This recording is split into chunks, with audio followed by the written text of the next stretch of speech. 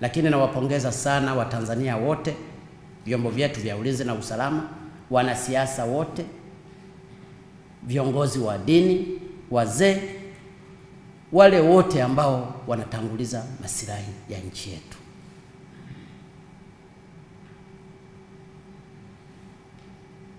Mimi ndugu zangu, kwenye kazi niko temporary.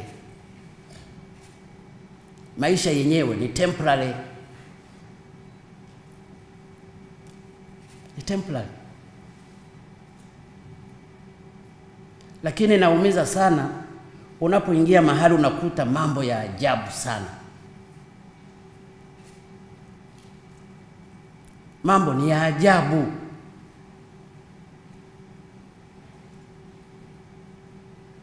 Mengine ni aibu hata kuyataja. Na watu walikuwepo.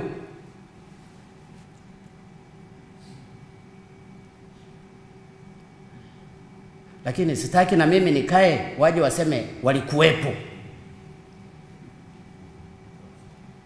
Nataka tufike mahali kama ni kuanza upya tuanze. Kama tatizo madini haya tumeibiwa sana, basi tufunge. Watakuja watu wenye akili, watoto wetu au wajukuu wetu waje wafanye hii kazi, kuliko sisi tumekaa hapa alafu tuachie madini yanasombwa tu. Nilisikia wengine wanatishia hatu wanapunguza wafanyakazi. Mimi nilitamani waseme wameondoka.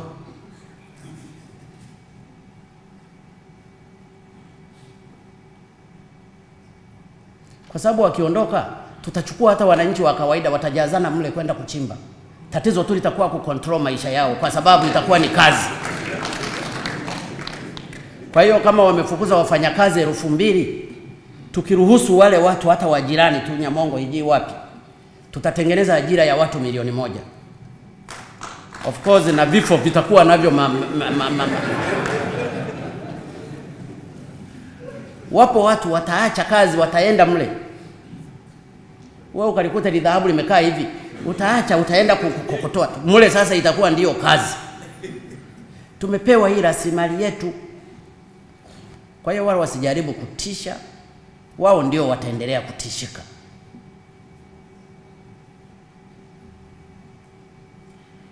Umaskini wetu na bajeti yetu hii, inawezekana tunahudumia nchi zingine. Ninyi mnatengeneza bajeti ya bilioni 30, bilioni ngapi? Wakati walichochukua ni bilioni 600 au trilioni 600. Wao wanakwenda kutengeneza bajeti yao, halafu mnakwenda wanawaletea siku moja bi complimentary. Mnasema hao wafadhili. Sisi ndio wafadhili.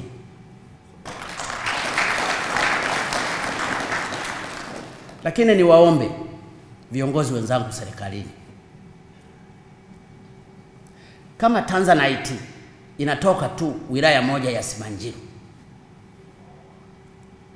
BOT ambayo inasimamia rasilimali na fedha za nchi hii, walishindwa hata kuwa na kituo kao kamoja pale kukusanya Tanzanite tu, halafu wananunua wanaweka kwenye reserve ya nchi. Nani alituroga sisi?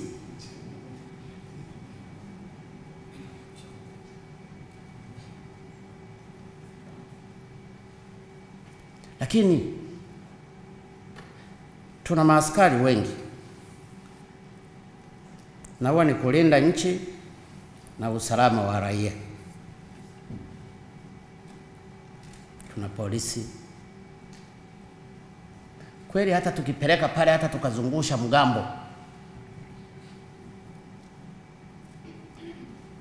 ile tutakayokuwa tuna save mle ndio mishahara yao.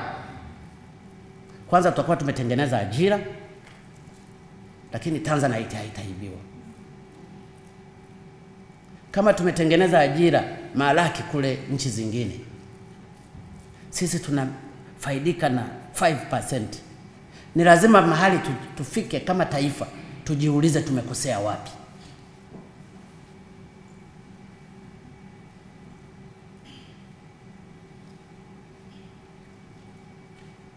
Kwa hiyo Mheshimiwa Spika, sincerely, na waheshimiwa wabunge mliohusika na kamati hizi zote mbili za almasi,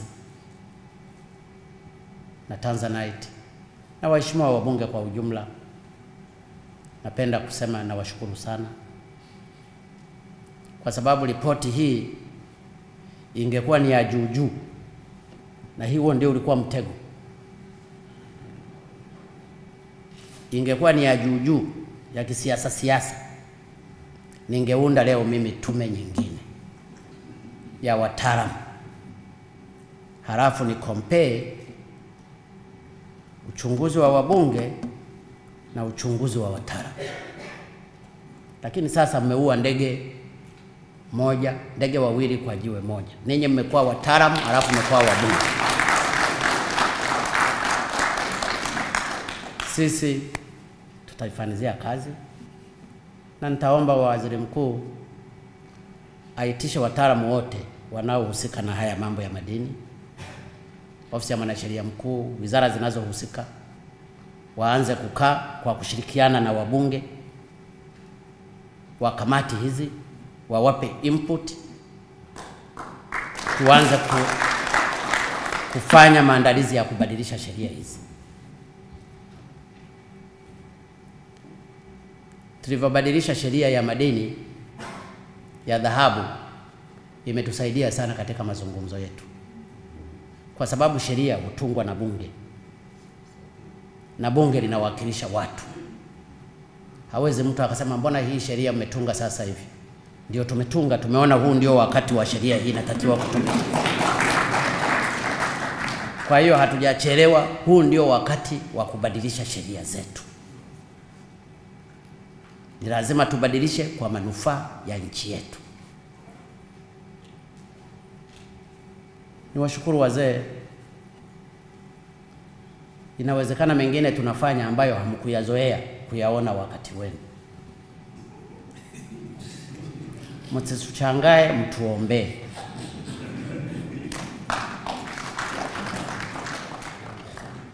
Kwa sababu tunatubu mbele yenu ninyi wazee. Mlipotoka sisi tulijisahau.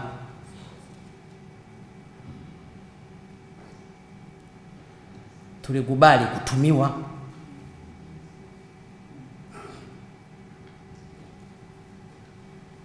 Kwa mfano hawa wabunge wangepewa Tanzanite ijui ngapi. Hii report zilingeandikwa hata peji 2 tu kwamba tumeona mambo yote mazuri. Lakini hawajakubali utumwa wa namna hiyo. Waliokwenda kwenye almasi tu kishapewa hivyo unasema vingine dola milioni 2. Nani hapendi hela? Lakini mmetanguliza uzalendo na Utanzania. Hongereni sana. Taifa hili likisimama hivyo, kila mmoja wetu mahali alipo, tutafanikiwa sana.